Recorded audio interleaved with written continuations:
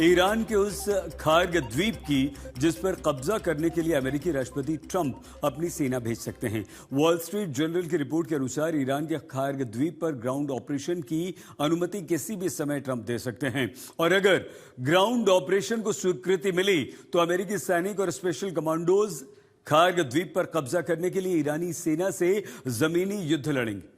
Trump के operation Kharg को लेकर ईरान के सुप्रीम लीडर मुश्तबा खामनेई ने सीधी धमकी दी है। धमकी ये कि अमेरिकी सेना ने ईरान की धरती पर कदम रखा तो अंजाम विनाशकारी होगा। आखिर मुश्तबा खामनेई की धमकी का मतलब क्या है, आइए इस रिपोर्ट में हम आपको दिखाते हैं। ईरान पर 9 दिनों से जारी अमेरिकी बमबारी।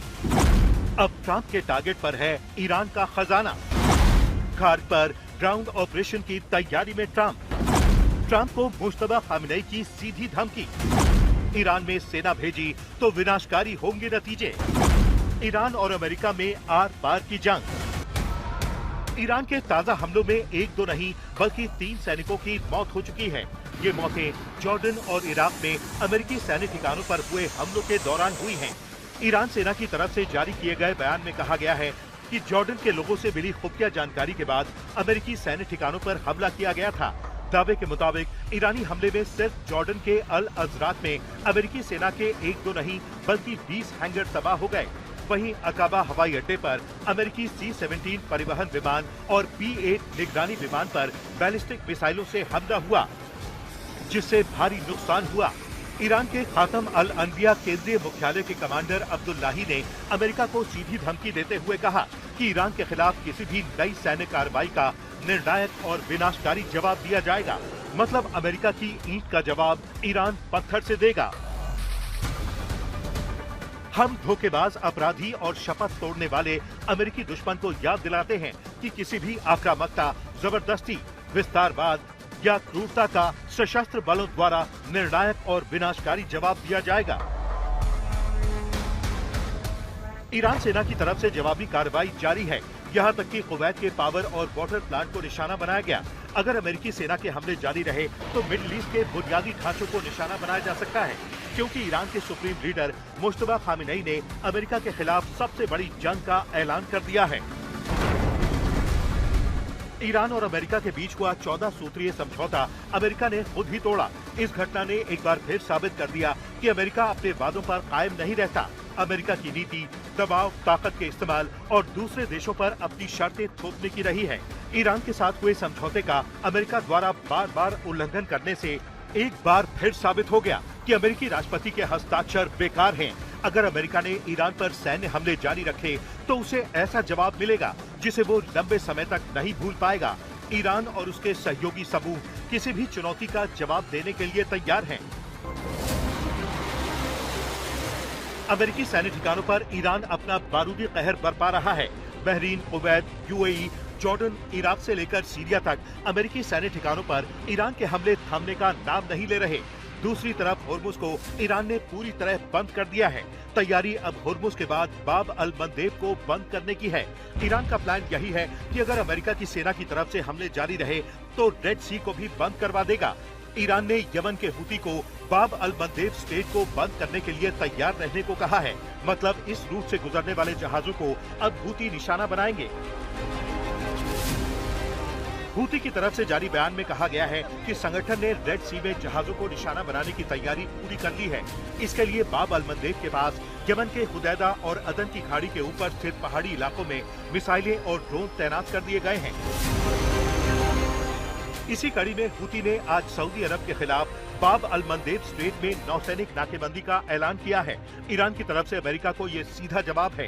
दुनिया की सबसे ताकतवर सेना भी होर्मुज से ईरान को बेदखल नहीं कर सकती, जबकि ईरान चाहे तो रेड सी का रास्ता भी रोक सकता है। युद्ध तब तक जारी रहेगा जब तक देश पूर्ण प्रतिरोध हासिल नहीं कर लेता।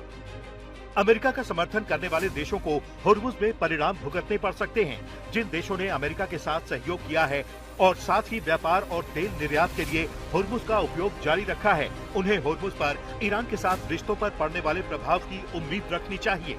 जो भी देश अमेरिकियों का साथ देगा उसे होर्मुज में निश्चित रूप से समस्याओं का सामना करना पड़ेगा। कोई भी इस मार्ग का उपयोग करके उपकरण और गोला बारूद नहीं ला सकता और फिर उनका इस्तेमाल हमारे खिलाफ नहीं कर सकता। बड़ी बात यह है कि खार्ग द्वीप को लेकर अमेरिकी मीडिया में छपी रिपोर्ट का जवाब ईरान ने दिया है। ईरान ने ऐलान किया है कि खार्ग द्वीप पर अमेरिकी सेना से निपटने की पूरी तैयारी हो चुकी है। अगर अमेरिकी राष्ट्रपति ने खार्ग द्वीप पर कब्जा करने के लिए अपनी सेना भेजने की गलती की तो अंजाम पूरी दुनिया देखेगी। खार्ग द्वीप पर कब्जा करने का प्रयास करने वाली किसी भी अमेरिकी सैन्य कार्रवाई का स्वागत करने के लिए हमारे लोग तैयार हैं। अगर ऐसा कुछ हुआ तो इसके परिणाम अमेरिका को भुगतने होंगे। मुझे लगता है कि खार्ग में बहुत से लोग हैं और उनमें से काफी लोग अमेरिकी सैनिकों का स्वागत करने के लिए इंतजार कर रहे हैं। भले ही अमेरिका की तरफ से लगातार ईरान के अलग अलग इलाकों में बमबारी जारी हो, लेकिन ईरान झुकने को तैयार नहीं है। ईरान का दावा है न तो उसके पास मिसाइल की कमी है और न ही ड्रोन की, क्योंकि युद्ध काल में ईरान ने अपने मिसाइल और ड्रोन का उत्पादन दोगुना कर दिया था। अगर अमेरिका 1 साल तक युद्ध लड़ता है तो ईरान के पास इतने विध्वंसक हथियार हैं जो पूरे मिडिल ईस्ट को तबाह करने के लिए काफी हैं। मतलब यही है कि ईरान जंग के मैदान से पैर पीछे नहीं खींचेगा। अमेरिकी सेना द्वारा ईरानी क्षेत्र में किसी भी प्रकार की घुसपैठ को ईरान की सेना तुरंत विफल कर देगी। ईरान की जमीनी सेना, विशेष रूप से उसकी वायु रक्षा इकाइयां उच्चतम स्तर की तत्परता पर हैं और किसी भी शत्रुतापूर्ण कार्रवाई या घुसपैठ को पहले ही क्षण से बेअसर कर देंगी। ईरान ने अपनी मिसाइलों का मुंह अमेरिकी सैन्य ठिकानों की तरफ खोल रखा है। अमेरिकी एयर डिफेंस सिस्टम भी ईरान की मिसाइलों को रोकने में नाकाम है। ईरान और अमेरिका के बीच जारी प्रचंड युद्ध में इजराइल की एंट्री भी किसी भी वक्त हो सकती है। इजराइल ने ईरान को धमकी देते हुए कहा है कि उनकी जमीन पर हमला हुआ तो विध्वंसक पलटवार होगा। अगर ईरान इजराइल पर मिसाइलें दागता है तो हम उन पर पूरी ताकत से हमला करेंगे। अगर अमेरिका अपनी नीति बदलता है, जो कि संभव भी है, तो हम रक्षात्मक और आक्रामक दोनों तरह की कार्रवाई के लिए तैयार हैं। वहीं इजराइल के चीफ ऑफ स्टाफ ने भी ईरान को सीधी चेतावनी दी है।